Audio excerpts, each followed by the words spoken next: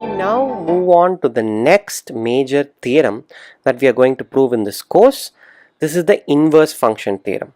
This is a very famous theorem and it is extremely useful in various parts of analysis as well as in differential geometry. Now the classical proofs of the inverse function theorem were quite involved and long but somewhat elementary. We are now going to use the full force of abstraction to give a very elegant proof of the inverse function theorem. The proof is still not easy, but it becomes more transparent if we invoke these abstract machinery. To that end, let us first prove a fixed point theorem called the Banach Fixed Point Theorem. This theorem has other uses as well. You can prove the existence and uniqueness of solutions to ordinary differential equations using this theorem, and it is used in several places in analysis and functional analysis. So this theorem is also known as the contraction mapping principle, and you will know in a moment why it's called the contraction mapping principle.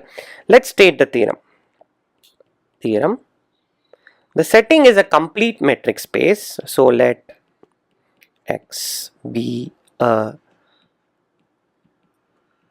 complete metric space and F from X to X be a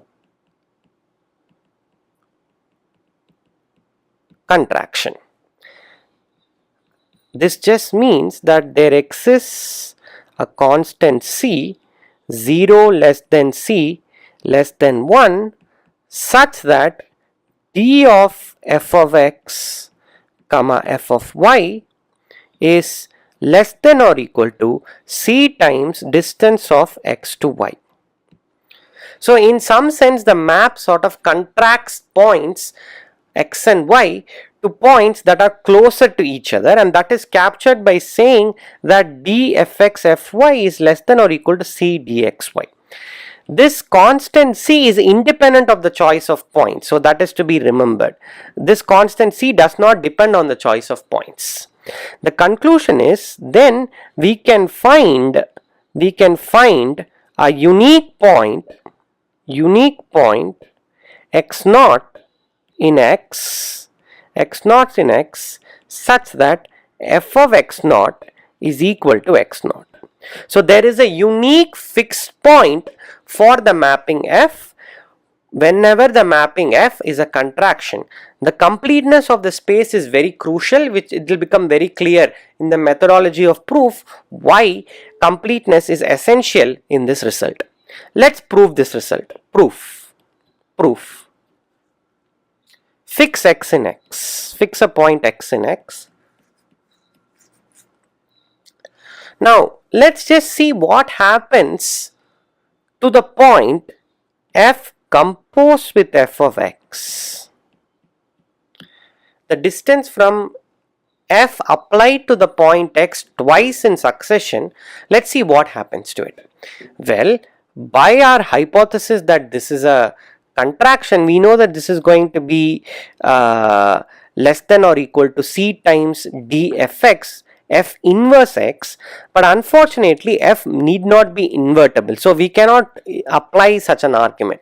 But what we can do is try to get the required term that we need. So write this as d f composed with fx comma fx plus d fx comma x. So the reason why I did this is because I need this term to use the hypothesis that f is a contraction. I cannot write this in terms of f inverse of x simply because f need not be an invertible map. But now that we have this, we can write the first term. The first term simplifies. This is less than or equal to c times d f of x comma x plus the same thing again d f of x comma x. So the net upshot is this is equal to c plus 1 times d f of x comma x. Okay, So this is the conclusion at the first stage. When you apply f to the point x twice in succession, we get a nice inequality. df composed with fx comma x is less than or equal to c plus 1 times df of x comma x.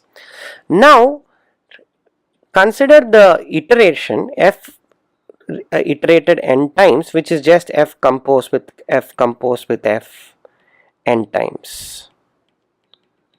Okay, or if you want a recursive definition, fn is just f composed with fn minus 1.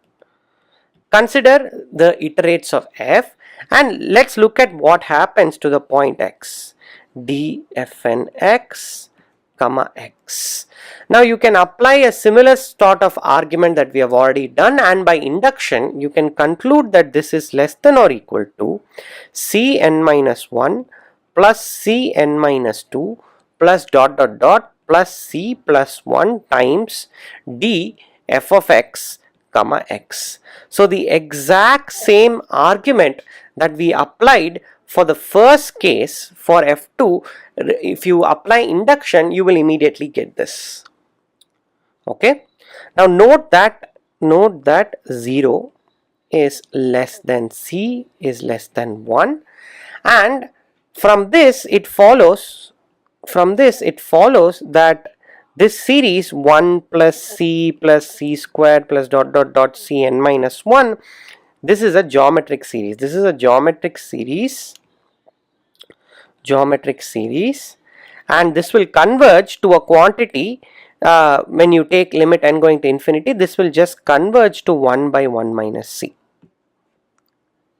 Okay, it's a convergent geometric series. Okay, what does this show? This shows that dfnx comma x is less than or equal to some constant, I don't know what that is, there is 1 by 1 minus c, k dfx comma x. Okay, and for a fixed x, this dfx x is also some constant. Net upshot is this fnx is a bounded sequence. It's a bounded sequence. Okay.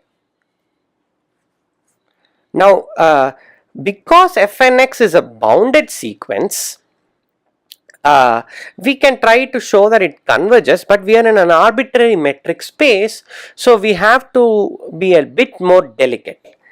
So we apply induction again,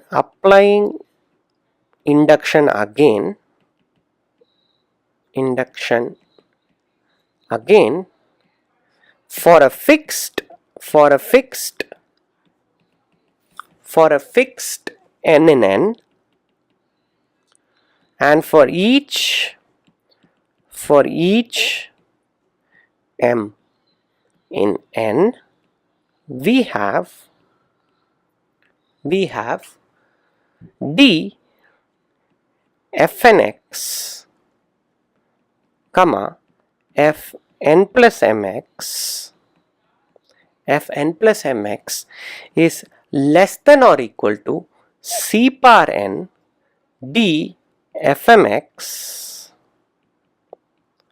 comma x. Okay, so this please take your time and prove this by induction. It's very easy and it follows along the same lines of what we have been doing so far. Okay, now let m be the supremum of the quantities d fkx comma x as k runs through the natural numbers. Okay, fix epsilon greater than 0. So if n is suitably large, so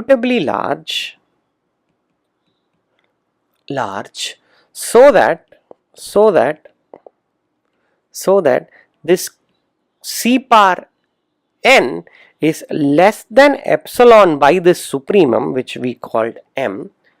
Okay, so rather than saying if n, choose n suitably small will be a better phrasing. Choose n suitably large so that C power n is less than epsilon by m. Okay, so what we can conclude from this is this sequence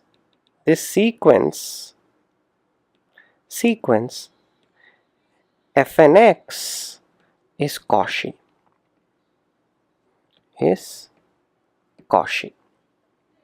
Okay, so let x naught be the limit of this sequence. This is the crucial point at which we actually require the completeness of the space. So far in this proof, the completeness of the space was completely not needed. Okay, we are going to now show that this point is the required fixed point. Okay, now to see this, just observe that d of f of x naught comma x naught is less than or equal to d of f of x naught comma fn of x plus d of x naught comma fn of x. Okay, and this is less than or equal to c times d of x naught comma fn minus 1 of x plus d of x naught comma fn of x. Okay, now because fnx converges to x naught, the RHS can be made small if n is very large. If n is very large. In other words, d f x naught is just 0.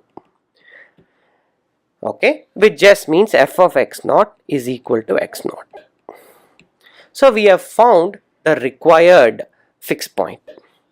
Now if f of x naught equal to x naught and f of y naught is equal to y naught, then d of f of x naught comma f of y naught is less than or equal to c times d of x naught y naught.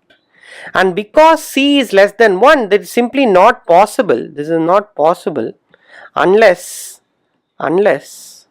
x naught is equal to y naught. Okay, so this shows that there can be at the max one fixed point. We have shown that for a contraction there can be at the max one fixed point. Here completeness, nothing is used. Whenever you have a contraction, there can be at most one fixed point. So this concludes the proof of the Banach Fixed Point Theorem.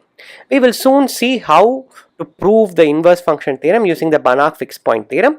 In the next video, I am going to motivate the proof of the inverse function theorem by using another theorem that is often used as a substitute for the Banach Fixed Point Theorem, Newton's method. This is a course on real analysis and you have just watched the video on the Banach Fixed Point